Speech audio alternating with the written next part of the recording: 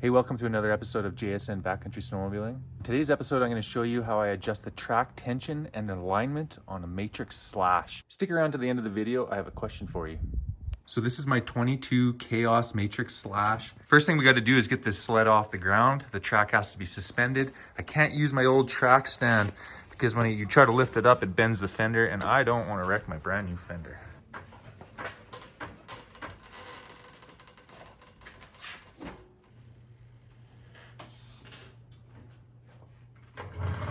So I just use my step ladder and a couple straps.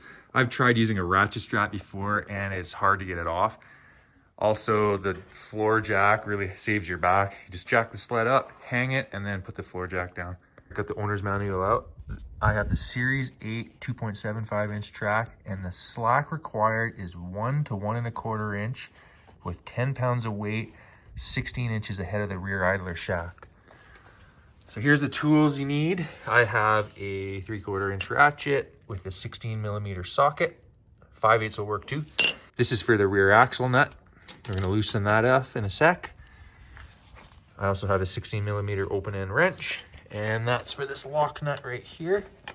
So we're gonna loosen that off too. Same thing on the other side. I also have a 10mm wrench, and that's for the adjuster bolt. We're gonna measure 16 inches from the axle up to the rail, and I'm gonna make a mark with my Sharpie, just so I can easily figure out where I need to measure my slack. You can also use the measuring tape for your 1 inch of slack here, but instead I just have a 3/4 inch socket, and if you measure the overall diameter, it's 1 inch. Once I have my 10 pounds in, it'll be down here, and then I'm gonna tighten it up until it just touches. All right, so let's go with my 16 inches. Just made my little Sharpie mark here, 16 inches. Here's my wife's little spin bike area, exercise stuff, and 2 5-pound weights. I'll steal those. Set these in here. So I got my 10 pounds centered on my 16 inch mark. I got my 1 inch spacer, and this side goes in almost perfect. I'd say that this side's good. So I'm gonna check the other side.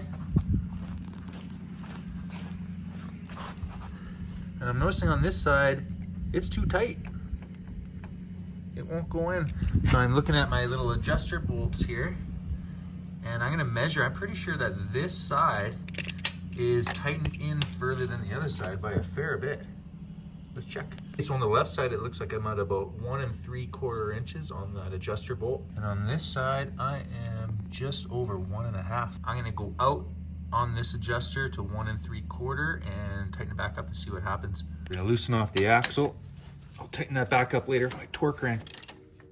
That's pretty good. Loosen this lock nut here. Same thing on the other side. So where this lock nut is, there's no way to get my wrench on there and actually loosen it. Fortunately, I'm able to get the box end over that. There. So loosen that off a little bit. Okay, so this is the side that has to come out a little bit. I'm just gonna come out about 1/4 inch. Hopefully that doesn't give me too much slack on the other side, and then I'll check my track alignment. So it came out a little ways. Let's test it again. And that looks to be about the same as the other side, where it's just touching the Hyfax. Checking the other side, and now this side is loosened up. So I'm gonna go in a bit on that adjuster bolt.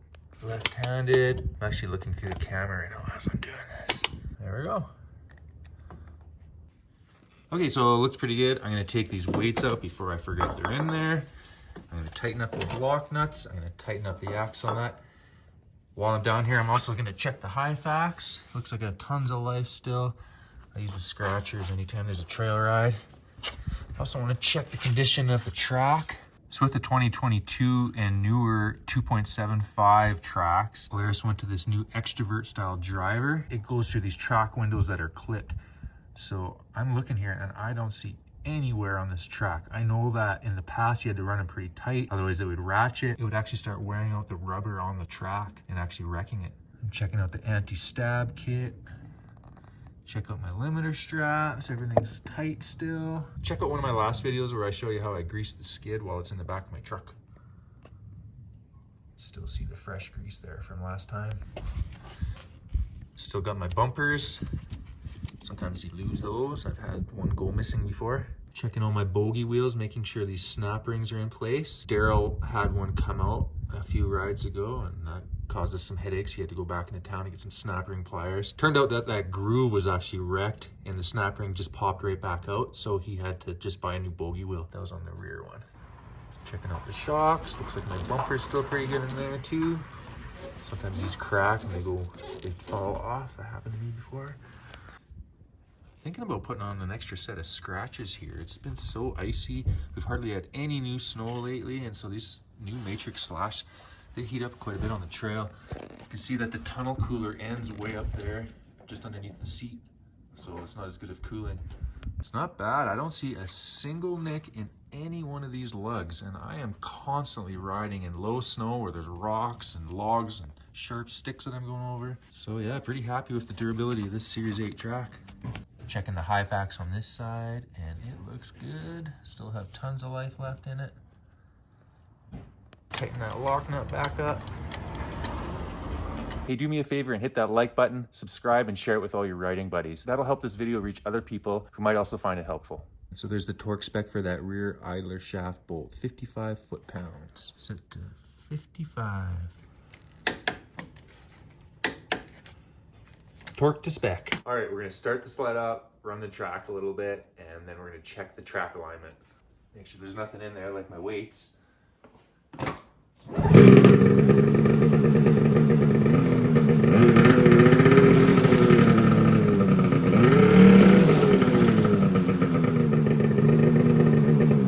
Let's check this track alignment. Let's take a measurement here. Looks like we're at about 2 3/8 of an inch, maybe just a little over. Over to the other side, almost 2 1/2. So I'd say that's pretty close, within a 1/16 of an inch. Hey, thanks for sticking around to the end. I have that question for you. So as you can see, I'm using a ladder to suspend my sled. How do you get your sled up in the air when you're doing your track adjustment? Comment below. Thanks for watching, and I'll see you in the next video.